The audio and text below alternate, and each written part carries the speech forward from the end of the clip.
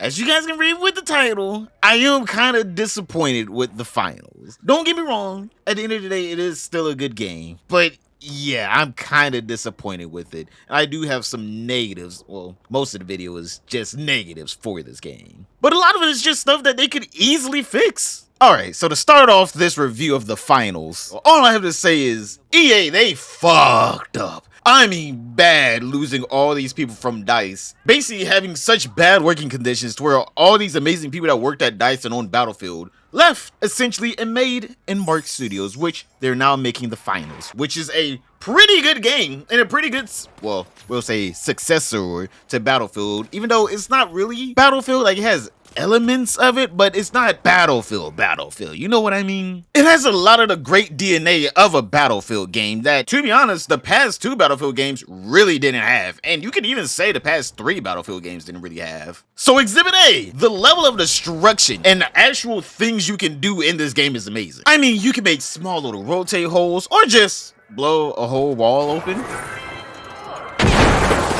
I don't know, you could blow multiple walls open in the same building. This is an amazing piece of technology that we haven't really seen in a AAA game since, what, Battlefield 3, Max, Battlefield 1, because we all know Battlefield 5 really didn't have it like that, and Battlefield 2042 really doesn't have destruction like this.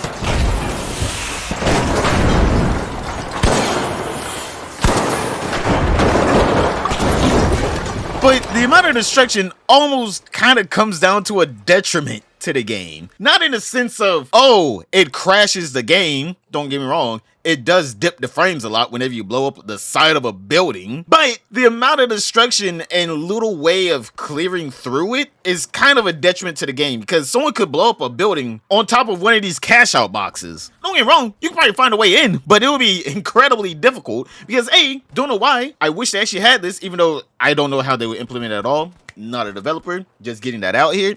But a way to move the pieces other than, you know, blowing it up itself.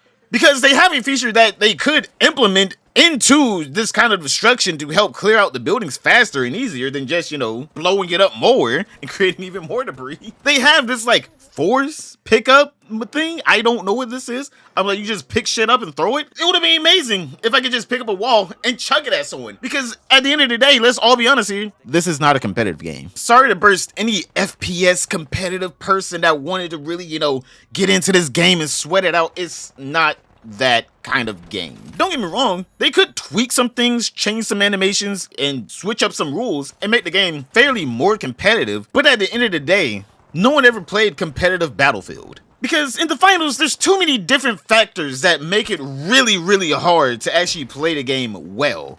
First off, it's the time to kill. It is way too long for any kind of competitive game. I mean, like, I have an easier time killing people in Apex than in this game. You can easily run away in this game. If there's like a corner near you or something, like, you could just book it and just turn that corner, blow open a wall in the opposite direction, and just get out of there. Because guess what? The person chasing you has no idea where you're going. By the time they turn their corner and find out where you're actually at, you're 3 stories down, running halfway across the map. Like, you are that mobile in this game. Another thing that I would say they need to fix to make this game more competitive is making the weapons feel a little bit more responsive, a little bit more snappy. Because if you try to do anything movement based, like running or jumping or just falling and trying to get your aim onto someone, it has this weird sway motion to it that makes it a little bit harder to actually get your sights onto someone. That little bit of sway motion is something I hate in most, if not always all FPSs, because it doesn't serve anything but to add a little bit of frustration to the game itself. But back to topic, boys. The TTK in this game is horrendous for the actual weapons you're supposed to use to kill people. Now, if you have anything like, I don't know, a rocket launcher, yeah, that doesn't apply to you. Because for some reason, they allow people to have an infinitely recharging rocket launcher as a secondary. Well, it's not a secondary, as an equipment, I guess. But they allow you to have that for some reason, I don't know why, and it's for some reason, about damn near one-shots everyone. They really need to take a look at the RPG and other explosives in the game, especially also the turret, because all these tactical equipments are more reliable and do more damage than the actual weapon you are holding. But those are some like glaring issues I think they should actually fix. Something that, you know, they actually see like, all right, the TTK kind of long, RPG kind of strong, especially against people. I'm pretty sure that they see this and that they're actually going to respond to it maybe in a patch or just in the full game whenever it actually goes live. Those kind of issues could easily be remedied. There's also something else that a lot of people probably might complain about, which is the visual clutter, because obviously being able to blow up anything in the game, or almost anything, causes a lot of, you know, dust, debris, and a lot of other things that can clutter your visual. I would say that's not really a big deal in this game because for some reason they have like a very strong outline on people. Like, this is almost Battlefield 3 level of ping system. You don't even have to ping them. All you have to do is look at the people and they will automatically be outlined in red if they go into anywhere with any kind of visual clutter. Which, tactically wise, not good, but in the sense of a casual video game where you're just sitting there having fun, it is a very good thing. I actually enjoy it. Don't get me wrong, is it strong? Of course, being able to see anyone almost through walls and other things is extremely strong. But again, this game has a lot of visual clutter and they had to make up for it in some way. Don't get me wrong, I do enjoy the visual clutter. This is a very beautiful game. But obviously with that visual clutter comes a need to actually see the enemy. And to be honest, this is a pretty good way to actually look at them. The respawn system. I get it in a competitive sense, but again, I feel like this game doesn't have enough competitive nature in it. I get it that you're only allowed to have 2 self-revives, which are basically these coins that you get, and every time you die, you can use one of the coins. But if you die twice, you can no longer use any of the coins, and you either have to wait for your whole team to die, or for someone to pick you up. Speaking of picking up, another cool feature that the respawn system has in this game is that people drop these trophies that your teammates can pick up and put anywhere they want and revive you anywhere. That's a really cool feature that they have. But another thing about the revive system is your death can actually be reset if your whole team dies. So if your whole team dies and you don't use your coin, guess what? You gotta wait another 30 seconds. Yes, if your whole team dies to respawn. So just letting you know, always spectate the teammate who is last alive, because if it looks like they're about to die, use the coin. Okay, my last complaint, and then we get on to the good stuff. The loadout system. I wish there was a way to pick a different loadout in the game, because sometimes you pick a loadout that you think this is gonna be fun, you know, it looks like a pretty good loadout, and then you realize I just picked the worst tactical that I could use with this weapon. Because you're only allowed to pick one loadout for the entirety of the 8-minute game.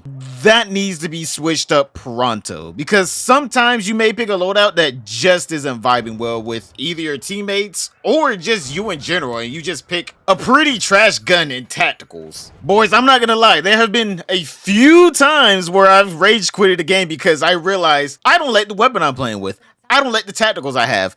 I don't like the ability that I picked. And there's no way for me to change it unless I leave the game. I think that's a very negative mechanic that they have. I really hope that they change it to where you can at least like have 2 different loadouts whenever you're mid-game so you can switch between either one whenever you die. Because it's kind of sucks knowing that if I pick a gun that I don't like and I go in with it, or even if it is a gun I like, but it's just hard for me to kill people with it because it's just a bunch of heavy, then I kind of want to have a way to switch it up other than just leave the game. So if there's one feature that I request from Embark to really implement is picking a different loadout mid-game. Now that we're done being negative about this game is beautiful. It is absolutely gorgeous. And if you loved any of the old Battlefield games like Battlefield 4, Battlefield 3, Bad Company 2, or any of those, you're gonna love this game. Like, this game, it was made for people who love those games. Except for, obviously, the competitive aspect, but the visual aspects, the way the game plays, all that, yeah, this game was made